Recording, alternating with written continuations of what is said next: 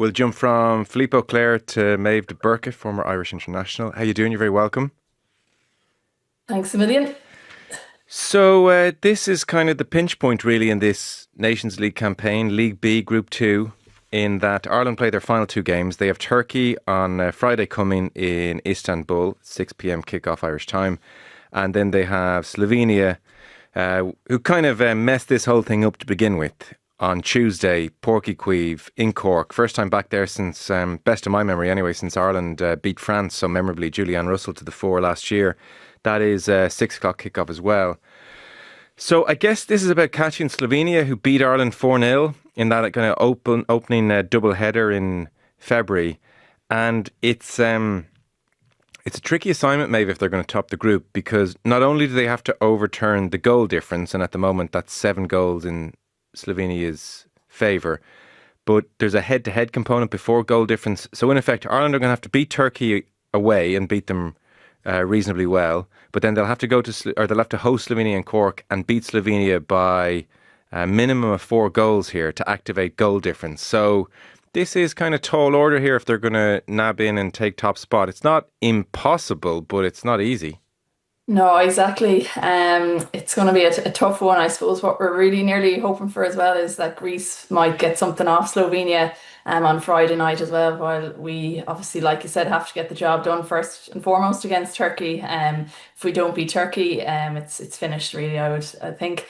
And yeah, like you said, a very tough assignment. I mean, the likelihood is that Slovenia will beat Greece, and then, like you said, it comes straight to head to head. Usually, wouldn't be the case, but given that we lost 4-0 away to Slovenia, yeah, we'd have to at least match that result down in Porky Queeve, which would be a very tall order, I think. But like I said, kind of hoping a bit for a few favours on Friday. Yeah, the original sin really was that February 4-0 loss to Slovenia away, that kind of shock defeat. I think even Slovenia were a bit shocked in front of 500 people. Like, I know, like they're kind of an upwardly mobile team in women's football, but just not on the agenda at all in anyone's eyes.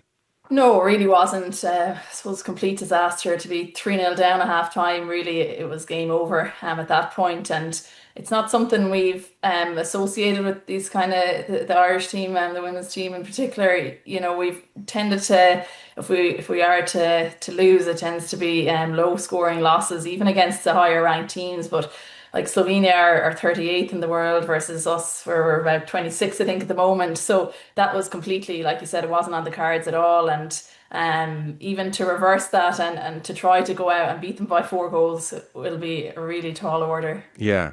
To remind people of that February doubleheader, because it's what we're looking at again now here in May into June.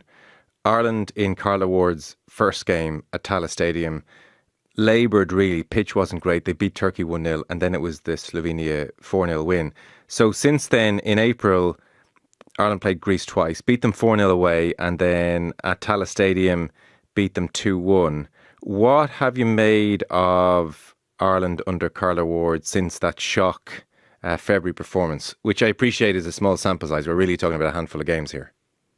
Yeah, it is difficult nearly to judge her off it almost. It's hard because the lack of time that obviously international teams have together, given the fact she jumped in and just before a competitive game, it really did limit what she could, I suppose, do with the squad, and that you'd nearly prefer them to come in, a new manager to come in a friendly setting where they can kind of implement things with a lot less pressure.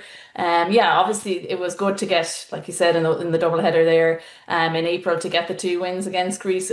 Would have been good for confidence. The 4-0 win away was obviously a huge one, just to kind of to rebuild like that, like say the confidence within the team. And yeah, it's been a bit, I suppose, up and down in a way, the start of her tenure, but I'm sure she'll be looking now to try end it on the campaign, like or the Nations League campaign on a high. And there is a kind of, I suppose, fallback as well of a potential playoff down the line in October as well, to be able to get back to League A, which is really where you want the team to be going into the qualifiers for the World Cup in 2027. Yeah, the main memory from that 4-0 defeat is how open they were defensively. I mean, it would tally with the 4-0 result, stating the obvious, but they were uncharacteristically open in midfield, open defensively, isolated.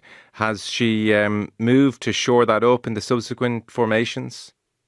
I think so. I mean, we did see Ruesha Littlejohn really exposed there in the lone role in the holding mid spot, and I think she's kind of tried to move on from that and try to have a bit more stability in that midfield area in particular. I know in the last game, we had the likes of say Tyler Toland was in there as well. It seems to be a bit of a rotation between herself and Littlejohn. Obviously, Littlejohn is carrying an injury that needs to be kind of or treated all the time, and she can't often play 2 90 minutes back to back. So yeah, I think it is a little bit more. It's definitely been more stable, and we've only shipped one goal since then. So definitely looking at a lot more assured defensively, and I think Jessie Stapleton as well has come into the centre back role, and I think she's been doing really well alongside Anna Patton in there. I think they look really assured, and Jessie's still so young. I think she's doing really well in there, and obviously Louise Quinn is back in this camp as well, even though it had been announced that she was retired, but she's made herself available again one more time for Ireland. So that's good to have her leadership on board. Yeah. Because the way Carla Ward's talking about this Irish team now really copper fastens the sense that they're in kind of a big transition. She's given the impression, well, I knew this was going to be a big job. It's every bit as big as I thought, and going to be patience needed, etc. She's framing this as like complete rebuild. This is my words, not hers. Way worse than I thought. Do you agree with her when you look at the squad? Like, is she onto something here? Is her analysis correct? I think it was a lot different to how she was speaking when she took the role initially. I mean, the last time we were in Nations B, we walked the group under Eileen Gleeson, and we got 6 from 6 and 6 wins from 6. And a lot of people, I think myself included, were probably thinking it would be similar this time round. We're ranked the top in the group, so we were expecting to finish top without too much of difficulty really. And I think that's just the nature of international football, because I think the rankings sometimes don't reflect how the team is. If they're on an upward trajectory, the rankings might not catch up in enough time as the team's progress has kind of done. So yeah, I think she's going to say that probably, to protect the girls as well as herself, because if the results don't go her way, then that's kind of the storyline that's been painted. And I think League A is definitely probably, I think actually we belong maybe between League A and B. I think maybe League A is too difficult for us, and then at times League B mightn't be the same challenge, but we're definitely faced with a challenge in this group this time around anyway. Yeah. Is her analysis correct, though, when you look at the squad and the players that she has at her disposal? Like, I take your point that it takes the pressure off the players and maybe even insulates her from criticism if results don't go their way. Is your sense that it's a fair comment on her part, or is it just boxing clever and lowering expectations unnecessarily? I think it is probably fair, and it's probably a reflection of where the team is at the moment. Obviously, qualify for the 23 World Cup was amazing, and it really did. It kind of shone a light on the team in a great way. And but at the same time, when you look at the results and in those competitive games along the way to the World Cup, we didn't beat anyone in a competitive game that was ranked higher than us. So I suppose it was a favourable draw in that sense. I know we did have a draw away to Sweden, which definitely helped keep the momentum on that journey. So yeah, we had a favourable draw and did very well, and to get to the World Cup. But I think it is really difficult, and the last campaign for this summer's Euros proves that it's just really difficult to qualify for a major tournament and to do it back to back. Although obviously that we were all hoping for it to happen, it didn't happen this time round. So yeah, I think it's difficult to know where. I suppose the team is definitely should be qualifying, or we hope that they should be qualifying for tournaments. But on paper, like I said, been ranked 26th in the world is not necessarily guaranteed to be at major tournaments at the same time. Yeah. And how much pressure is maybe the wrong word, but whatever about beating Slovenia by 4 and bringing goal difference back into it and somehow gazumping them to top the group, that might be just too big an ask. But how much pressure do you think is on her to beat Slovenia at home at Porky Queeve to underline, if not even a massive improvement, just a steadying of the ship here? Because if Slovenia were to come and win in Cork, and that's the end of Nations League group, that's about as bad a start as you could possibly imagine off the back of where things were under Eileen Gleeson. Yeah, it is really. I like that. I would probably, yeah, almost forget about trying to beat them 4-0 and just get the result, get 3 points too. And like that, every win in international football counts towards rankings somewhere along the way. It's all about seeding and that. So every win is really important. But yeah, I think a loss, at home to Slovenia would be huge. And I think it would just, considering it's the last game of the campaign, and it will kind of define a lot of, I suppose, the feeling around the team as such. I think it'd be really important and vital to get 3 points. Yeah, if they win, they can explain away the 4-0 away from home. Our first camp Yeah, and together, then bad night. they go. I know they go to play the United States in America in June then as well, and it'll kind of, I suppose, it'll be a bit of a springboard then on to the playoffs in October. Obviously, there's going to be a huge disappointment when the Euros has been played and we're watching on without Ireland being there. But at the same time, that's out of our hands at this stage. We can only kind of do what we have in front of us at this point. Yeah. Am I wrong? I mean, given they beat Ireland 4-0, am I wrong to just put that down to a strange opening camp under a new manager and to assume that Ireland should win relatively comfortably against Slovenia and Cork? I would agree that definitely it was, wasn't what we're used to seeing away to Slovenia. I think everything that could have gone wrong probably did go wrong. People were making uncharacteristic mistakes. We were conceding from it. Ended up one of the goals started from our throw in up in the right wing, and just things that conceding from set pieces that we wouldn't usually associate with this team. And I think, yeah, I'd be confident that the girls can get a win, and yeah, and win well as well in Porky Cleeve. But like I said, it's hard to look forward to that without just firstly getting that win against Turkey, because we only struggled as well against them and we just beat them 1-0 too. So it's yeah, it's a tough ask, 6 points out of the two games. Yeah, I'm definitely counting chickens here. So 1-0 win in Tala, opening game under Ward against Turkey. They're in Istanbul. They're ranked 60th in the world. I do take your point about what rankings mean and don't mean, and they struggle to kind of keep pace with rapid improvement in the women's game. And it's away from home.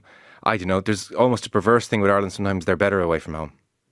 Yeah, true. Less pressure too. I can't imagine there'd be a huge crowd, on Friday night. So, but yeah, Turkey in themselves, like they actually beat Greece at home 1-0 as well, and they only lost. They had another. Obviously, we beat them 1-0. They had another 1-0 loss too, and only lost 3-0 to Slovenia. So Okay. really, they're going to be a tough. It's going to be up against two. I mean, I suppose the positive is they've only scored one goal in the campaign, so hopefully they won't be a huge threat in front of our goal. But at the same time, they're a really defensively solid team, and we know we've struggled in the past being creative and opening up teams. So hopefully we won't see that on Friday night, but I would imagine that if we don't get an early goal or goal at least in the first half, it could be a case where, Turkey are really holding on, and they make it really difficult for us. Yeah. So suddenly these are two really interesting games, two really good tests of what kind of a tune Carla Ward's beginning to get out of the team. It's going to be fascinating. You mentioned goals. Erin Healy is joining up with the squad, plays for Adelaide United. American-born, qualifies through her grandmother. She's originally from San Diego, 24 years of age. Scored 8 goals in her debut season in the A-League. I haven't seen her in general play. I've just seen some of the goals that she scored. Come on in. That's the kind of technique in front of goal we need. Yeah, definitely. I would have seen the same clips, I'd say, as you did. And yeah, she has experience. Obviously, played college football in America. She's been to playing in Portugal as well as now Australia. And I think Carla had mentioned that she's going to be European based from this summer Yeah. on. So yeah, it could definitely look like she has a future, I'd say, in the team. And yeah, that area, that attacking area is always an area we want to improve on, particularly now. Leanne Kiernan is out with a quad injury in this game too. The likes of Heather Payne, who has played in those areas before, is out too. So definitely, I think she'll be a big addition. She's looked, from what I've seen, she's looked the part anyway, and that kind of creativity and that dynamic kind ofness that maybe at times we don't see enough of, would definitely be interesting to see. Maybe linking up with the likes of Mercer Shiva as well, two of those, and even obviously we have Jessu as well to come back. She's Yeah. out with ACL at the moment. So going forward, if Erin did perform, like it could be a really exciting attacking force too. Yeah, for sure. So we'll see if she goes straight in or off the bench or what they make of her in training. But goals much needed. To ask the most like boring question of all time, where is Katie McCabe going to play? Yeah.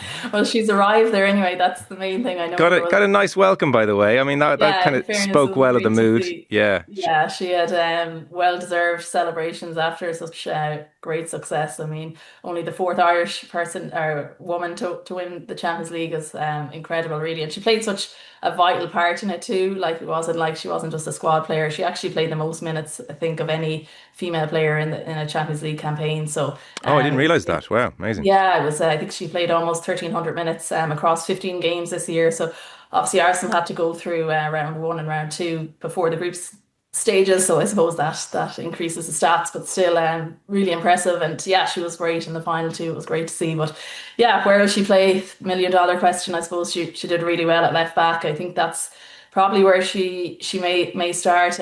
Difficult to know. She was obviously suspended for the last game and didn't play against Greece and Tala. So Megan Campbell filled Yeah. in that role too. And when Megan's available, I think it's great to have her on the pitch. Obviously, we talk about that for the throw in as well. So yeah, it'd be hard to know will she put her in a left back or a little bit higher up the pitch. I'll just have to wait and see because it's hard to predict that Yeah.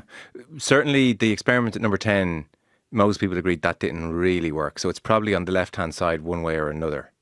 Yeah, I think so. That was one of the many things didn't work against Yeah, well, yeah. Slovenia away that time. But yeah, it really it didn't seem to work. I think she just gives us so much kind of width on that left side, and that she can whip great balls into and kind of link up the play. Even from left back, she can still push on and be involved in the attack. So yeah, I think on definitely anywhere along that left side is where she's best suited for Ireland anyway. Do we get overfixated on whether it's left wing or left back? Like, is there an obvious she's best in that position answer for you? Arsenal obviously put her left back, but then they've better options going forward than Ireland do. Like, is she just a better left back, and in a team with more attacking options, that's where we'd ideally play her? Or do you think she's better on the left wing, or do you have a strong feeling on it?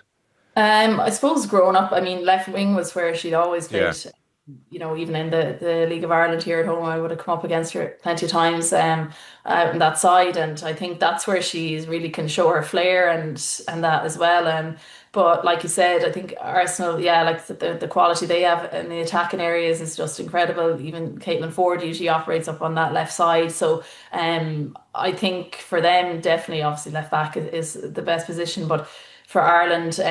Yeah, we need her in an attacking sense too, but I think you can do that from a left back Yeah. area.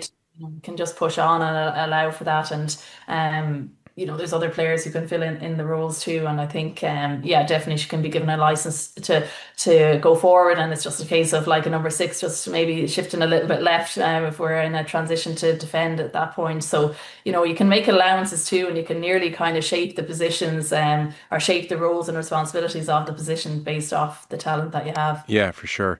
It's kind of, oh, I don't know. There is something a little bit agricultural and disappointing about, but it's true about saying, God, those throw-ins are handy. Megan Campbell's throw-ins are pretty handy for a team like us. Louise Quinn's playing. Like, I don't know. It's not the greatest long-term plan in the world, but I don't think any team likes playing against it either. So that's kind of there, isn't it?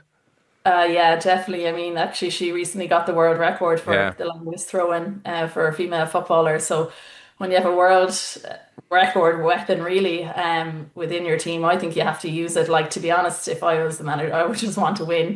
Even when I played, I just wanted to win. And yeah, if it's a win by a flick on from Louise Quinn flicking it into the net, or even the other opposition flicking it into their own net too, we'd take it. So yeah, it's not always the prettiest games, but we can. I think when you have something like that, I really think you have to use it, and she won't be around forever either. Unfortunately, Yeah. Megan's isn't at the early stages of her career at this point, so I think it's something that we'll miss when it's gone. So yeah, I think just make the best use of it while we have it. Do you? Yeah. It's a tricky thing for a Yeah. manager to know what to do. Yeah. Because, the team becomes built around that in some ways, and then she's missing for a game or two, and suddenly it's like, God, what do we do? Because nobody can replicate Yeah, it. there's But that side to it too. Like I don't think maybe every throw in, even if we've like a throw in over in the right back spot, you get her across to throw it up the pitch or that type of thing. But definitely in those attacking areas, it can be so lethal. Like I yeah, still remember back we scored two against Germany. Louise Quinn early on, Steph Roach scored as well off the throw-ins, and definitely against higher ranked opposition, they're huge because of how little possession you might have in those games. But even getting you out, from if you're in that left back spot, just pushing up the pitch as well, it is really handy. That's why I think when she plays, obviously in the left side at centre back spot, you might kind of lose that a little bit as well because you're not going to be getting her out all the time to take the throw-ins yeah, too. So, yeah, it'd be interesting to see how it's utilised if she's on the pitch on Friday. yeah. It's no fun to play against, I guess. No, definitely not. Just a broader question.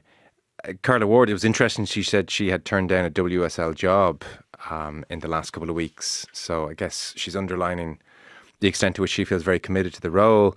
One of the reasons she was asked about her commitment to the role is there's this kind of exodus happening at the FAI at the moment. Mark Canham obviously is going, and Hannah Dingley is leaving her role as well as head of women and girls football in the FAI. There's, I guess, an assumption maybe Eileen Gleeson's going to go back into that role, but I haven't heard anything. So Hannah Dingley's going to go to Manchester City. Um, it's hard to even know what to say about her time in the role because we never heard from her.